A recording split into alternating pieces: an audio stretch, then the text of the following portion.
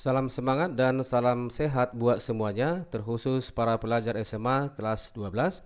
Bertemu kembali dengan saya di channel pembelajaran fisika SNA 70. Dan pada kesempatan kali ini kita akan mempelajari yaitu penerapan induksi elektromagnetik pada generator bolak-balik yang disebut juga dengan generator AC. Bagaimana prinsip dari generator bolak-balik ini? Baiklah, segera akan kita mulai. Mari kalian perhatikan dengan serius. Kita awali dari pengertian dan fungsi generator.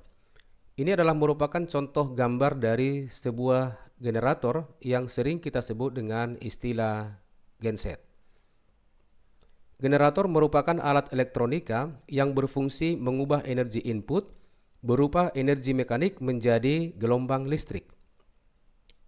Gelombang listrik yang dihasilkan akan menimbulkan beda potensial sehingga terbentuk aliran elektron dari kutub negatif ke positif. Kemudian jenis generator listrik. Berdasarkan medan magnet, ini ada dua jenis. Yang pertama, generator kutub dalam memiliki medan magnet yang terletak di dalam, tepatnya pada rotor yang akan memancarkan medan magnet. Jenis yang kedua, generator kutub luar, memiliki medan magnet di luar atau menyelimuti rotor, atau dengan kata lain, stator yang akan memancarkan medan magnet. Kemudian berdasarkan arus yang dibangkitkan, ada dua jenis. Yang pertama, generator AC, yaitu generator yang membangkitkan energi listrik bolak-balik. Jenis yang kedua, generator DC, yaitu generator yang membangkitkan energi listrik searah. Selanjutnya kita perhatikan bagaimana prinsip kerja dari generator. Generator menggunakan prinsip hukum Faraday yang berbunyi, ketika sebuah medan magnet berputar secara terus-menerus memotong kumparan, maka akan membangkitkan beda potensial pada kumparan tersebut. Nah, sebagai catatan ya, hukum Faraday ini juga berlaku sebaliknya. Artinya, apabila sebuah kumparan berputar memotong medan magnet, maka akan terbentuk beda potensial pada kumparan tersebut. Kemudian kita perhatikan komponen utama dari sebuah generator. Untuk sebuah generator ada dua komponen utama.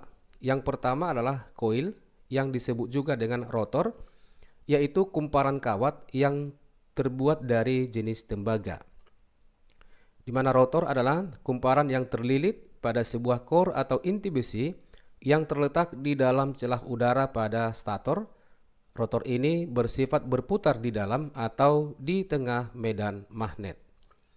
Bagian yang kedua adalah stator yang disebut dengan magnet permanen, di mana stator adalah komponen yang berfungsi menghasilkan medan magnet.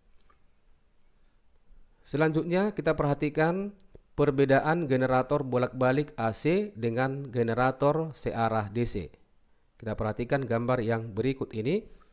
Ini adalah merupakan gambar generator AC, kemudian ini merupakan gambar generator DC. Kita perhatikan yang pertama untuk generator yang AC. Generator AC menggunakan dua buah slip ring. Ini ada dua slip ring yang disebut juga dengan cincin tembaga yang dihubungkan ke masing-masing ujung kumparan. Kita perhatikan ujung kumparan di sini ada dua, ada yang berwarna biru yang ini dan satu lagi yang berwarna merah. Ketika kumparan berputar, ini kumparan bisa berputar ya, akan menimbulkan aliran arus yang bolak-balik sesuai dengan kaidah Fleming. Gerakan pada satu sisi kumparan akan naik turun ketika berputar.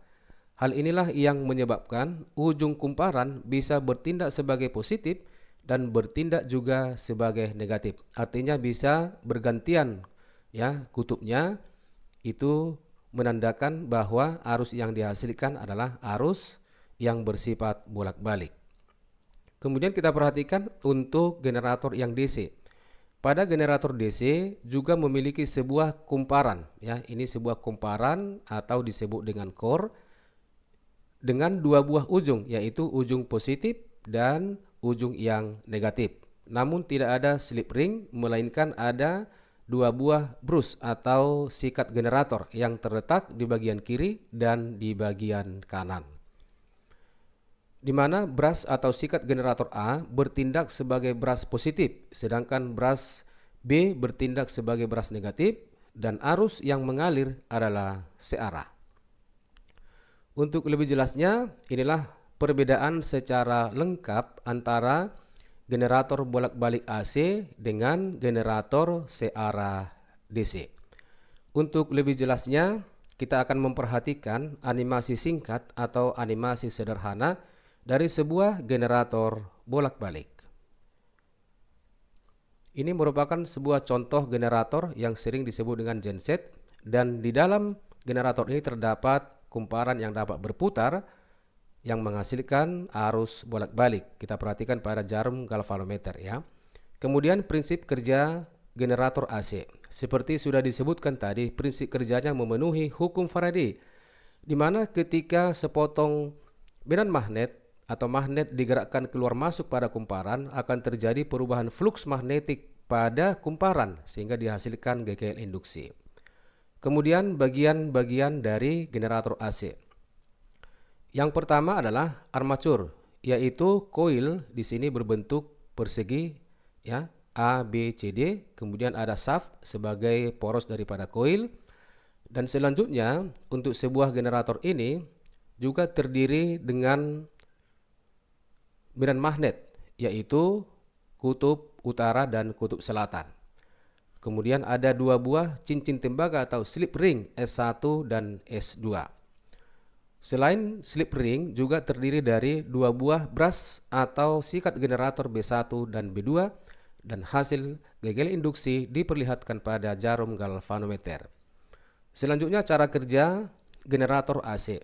Cara kerjanya adalah ketika koil itu berputar di dalam daerah medan magnet, maka terjadi perubahan flux magnetik di dalam kumparan dan selanjutnya dihasilkan GGL induksi yang bersifat bolak-balik. Bisa diperhatikan pada jarum galvanometer yang bergerak ke kiri dan juga bisa bergerak ke sebelah kanan. Kemudian untuk menentukan arah arus induksi. Arus induksi yang dihasilkan oleh sebuah generator AC ketika koilnya berputar di dalam daerah medan magnet, maka arahnya bisa ditentukan dengan aturan tangan kanan Fleming ya, aturan tangan kanan Fleming. Kita perhatikan gambar berikut ini. Dan selanjutnya arus yang dihasilkan atau arus induksi itu bisa mengalir dari kutub negatif ke kutub positif ya. Karena arus yang dihasilkan bersifat bolak-balik, arusnya juga bisa mengalir dari kutub yang positif menuju kutub yang negatif.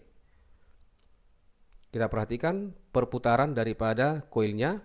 Nah, sekarang kita perhatikan arusnya mengalir dari positif ya ke kutub negatif ya, ditandai dengan perputaran jarum galvanometer ya ke kiri dan ke sebelah kanan.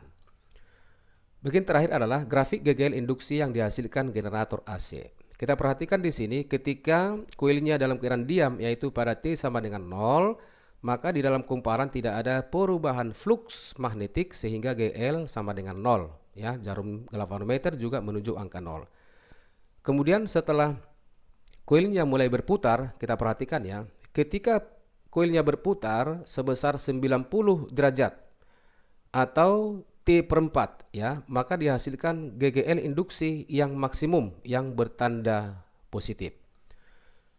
Selanjutnya ketika koilnya berputar lagi, kita perhatikan maka grafiknya akan turun, dan ketika kumparan telah berputar tepat 180 derajat atau T/2, maka GGL-nya adalah 0. Kita perhatikan jarumnya tidak bergerak ya. Sekarang sudah berputar lagi. Ketika waktunya sama dengan 3T/4, maka dihasilkan GGL induksi yang maksimum yang bertanda negatif ya di bagian bawah. Dan selanjutnya koilnya berputar kembali. Kita perhatikan grafiknya sekarang ketika sudah berputar tepat satu putaran atau sebesar 360 derajat, maka GGL-nya bernilai 0. Kita perhatikan jarum galvanometer sudah diam.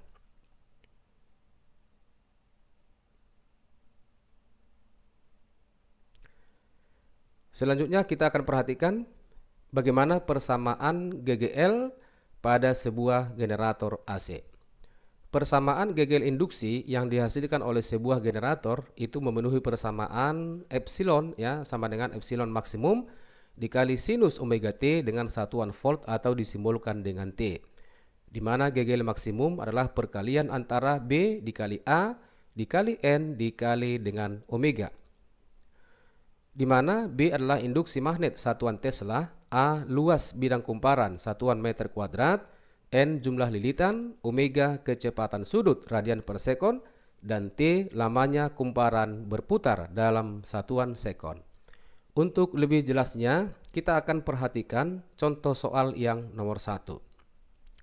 Sebuah generator memiliki kumparan dengan luas 200 cm kuadrat dan jumlah lilitan 500 berputar dengan kecepatan sudut 1250 radian per sekon. Jika kuat medan magnet pada generator 2 mili Tesla, tentukanlah bagian A, GGL maksimum yang dihasilkan generator, B, arus maksimum pada lampu yang dihubungkan dengan generator dengan hambatan 5 ohm. Kita buat penyelesaiannya. Dari keterangan soal disebutkan luas A sama dengan 200 cm kuadrat sama dengan 2 kali 10 pangkat negatif 2 satuan meter kuadrat. Jumlah lilitan sama dengan 500, omega 1250 radian per sekon, induksi magnet B 2 mili Tesla, 2 kali 10 pangkat negatif 3 Tesla, dan hambatan R sama dengan 5 ohm.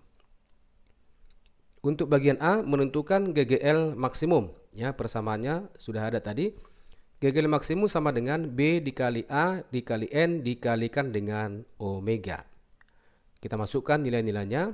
Maka GGL maksimum sama dengan 2 kali 10 pangkat negatif 3 dikali 2 kali 10 pangkat negatif 2 dikali 500 dikali 1250.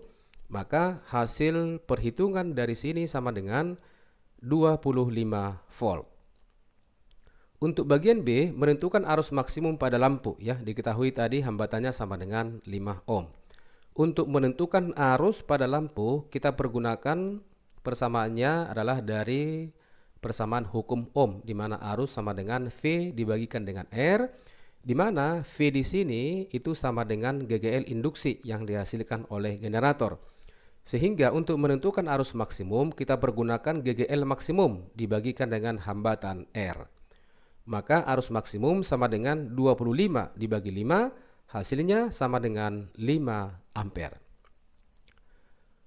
Selanjutnya kita perhatikan contoh soal yang nomor 2. Sebuah generator dengan luas kumparan 400 cm kuadrat dan jumlah lilitan 700 menghasilkan GGL maksimum 220 volt. Jika kuat medan magnet dalam kumparan generator 0,5 Tesla, tentukanlah frekuensi putaran generator. Kita buat penyelesaiannya. Dari keterangan soal luas A sama dengan 400 cm kuadrat sama dengan 4 kali 10 pangkat negatif 2 meter kuadrat. Jumlah lilitan N 700, GGL maksimum 220, dan induksi magnet B sama dengan 0,5 Tesla. Dari persamaan GGL induksi maksimum yang sama dengan B dikali A dikali N dikali omega, maka selanjutnya adalah kita akan buat hubungan antara kecepatan sudut omega itu sama dengan perkalian 2V dikalikan dengan frekuensi. Sehingga persamaan ini menjadi GGL maksimum sama dengan B dikali A dikali N, kita gantikan omega sama dengan 2V dikalikan dengan F, maka persamaan frekuensi F akan sama dengan GGL maksimum dibagi dengan 2V dikali B dikali A dikalikan dengan N. Kemudian harga V ini kita buat sama dengan 22/7, ya. Maka F akan sama dengan GGL maksimum 220 dibagi dengan 2 dikali V 22/7 dikali 0,5 dikali 4 kali 10 pangkat negatif 2 dikalikan dengan 700, maka frekuensi putaran sama dengan 2,5 Hz. Contoh soal yang nomor 3. Sebuah generator AC menghasilkan GGL dengan persamaan GGL sama dengan 200 sinus 20 VT, di mana epsilon atau GGL E dalam volt dan T dalam sekon. Tentukanlah bagian A, periode putar generator, B, GGL yang dihasilkan pada saat T sama dengan 0,25 sekon. Kita buat penyelesaiannya. Untuk bagian A menentukan periode putar dengan simbol T huruf kapital. Dari persamaan GGL sama dengan GGL maksimum dikali sinus omega T, kemudian kita buat persamaan yang ada di soalnya, di mana GGL sama dengan 200 dikali sinus dikali 20 VT. Nah di sini yang satu letak itu sama nilainya, artinya GGL maksimum itu sama dengan 200. Kemudian omega itu sama dengan 20 V. Ya, sehingga omega kita buat sama dengan 20 V. Kemudian hubungan kecepatan sudut omega dengan periode T, di mana omega itu sama dengan 2V dibagi dengan periode T. Sehingga persamaan periode sama dengan 2V dibagi dengan omega akan sama dengan 2V dibagi dengan 20V sama dengan 0,1 sekon. Untuk bagian B, menentukan GGL pada T sama dengan 0,25 sekon. Kita masukkan ke persamaan GGL, nilai T-nya, maka GGL sama dengan 200 dikali sinus 10 VT, kita masukkan T-nya, GGL sama dengan 200 dikali sinus 10 V dikalikan dengan 0,25 akan sama dengan 200 dikali sinus 2,5 V, ya, di mana nilai sinus dari 2,5 V itu sama dengan 1, ya. Maka GGL yang dihasilkan pada saat T sama dengan 0,25 sekon itu sama dengan 200 volt. Demikianlah pembelajaran kita pada kesempatan ini. Terima kasih atas perhatian kalian semua. Semoga materi pelajaran kita hari ini dapat bermanfaat. Sampai bertemu pada video pembelajaran selanjutnya dan tetap semangat.